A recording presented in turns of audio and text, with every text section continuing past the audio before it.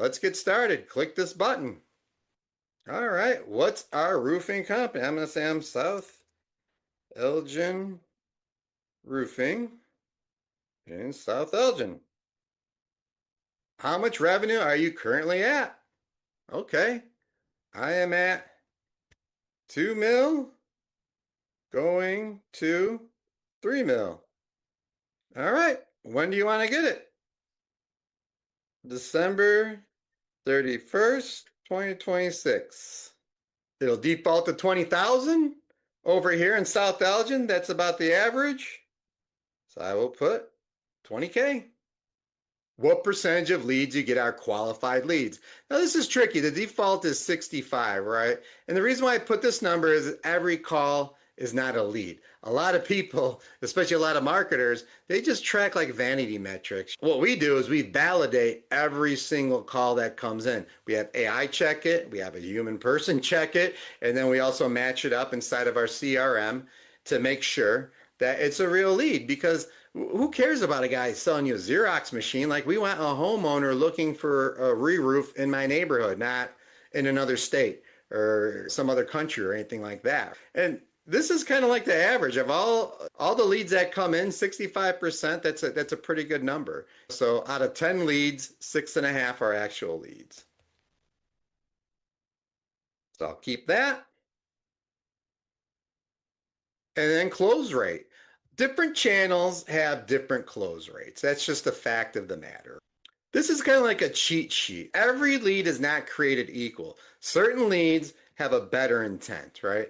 Think of it like this. If I'm sitting down in the morning and I'm going to the washroom and I'm scrolling through my Facebook stuff, that's not as good of a lead as somebody that has a leak in their roof and they're actively going on Google to go ahead and fix the problem now. And that's different than somebody that just got hit by a storm and needs an emergency repair right now, right? And that's different than somebody that's been on ChatGPT all day trying to figure out the right company to work with and then goes to Google and gives you a phone call that's ready to rock, right? They're all different buyer intents, so they're all going to be different. So for me, I'm going to put in that it is somebody like that's going to Google that's ready to rock for a roof replacement.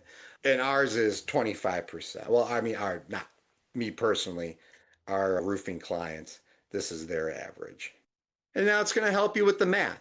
A lot of people are afraid to do math. But I mean, if you can do the math correctly and reverse engineer everything, the better off you're going to be.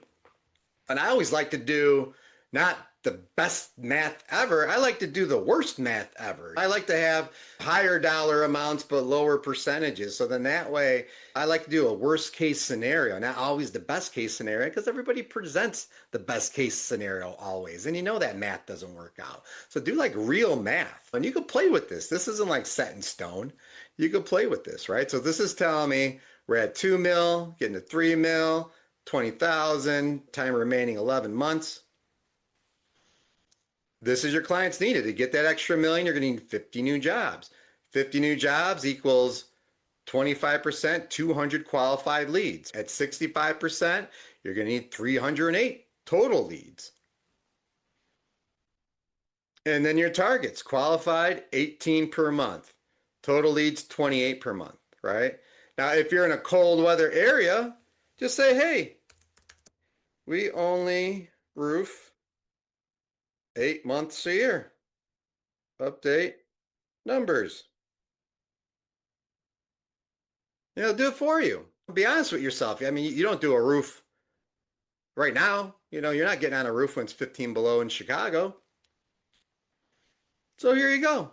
The gross numbers are the same, but now it'll do your monthly. So now you know, okay, in an 8-month season, 7-8 months, you can even do less, do 7 months, do worse math. Like, this is how many qualified leads you're going to need a month.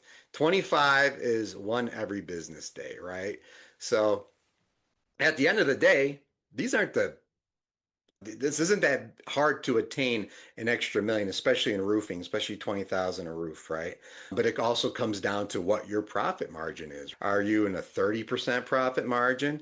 Are you 40%? Last year was a challenge for a lot of people. A lot of competition came in.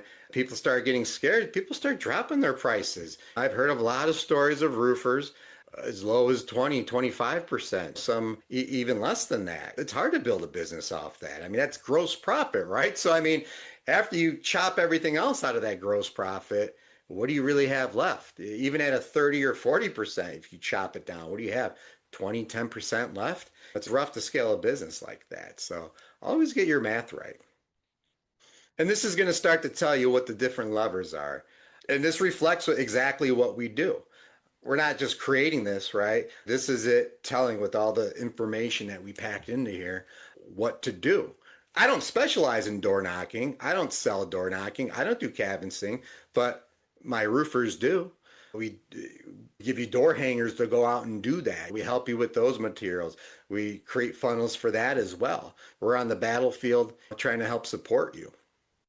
Google domination. So you want to start at the top of the page and work your way down, knowing that at the top is local service ads, Google guaranteed, pay per click, the map is huge, local SEO, AI, AI engine optimization, and getting found where homeowners go to research this stuff and actually make decisions.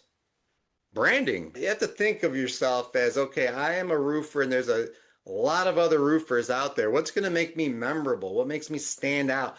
Am I a vet? Do I do charities? Do I support the kids' little league? Do I coach? What makes you different? What's your special sauce?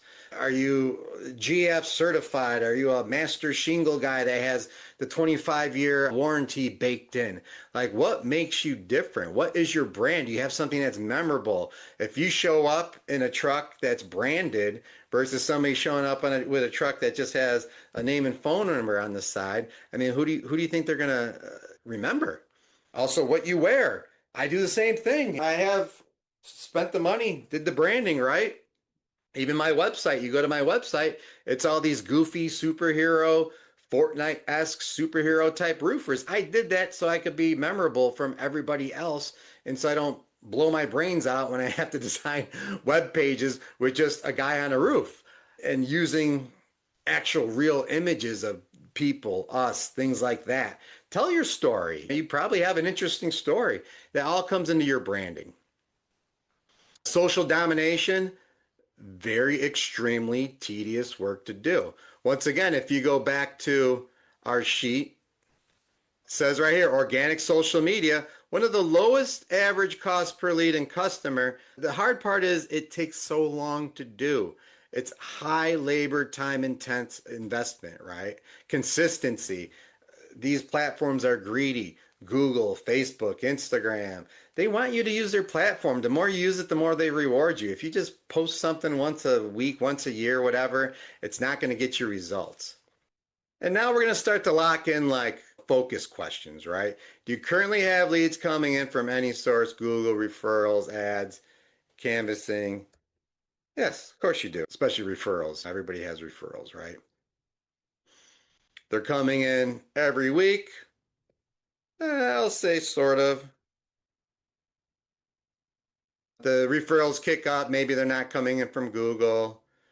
And then it'll start telling you what's happening. Like, I'm marketing, fix what's already exists. There's more than 50% of your business come from one single lead source.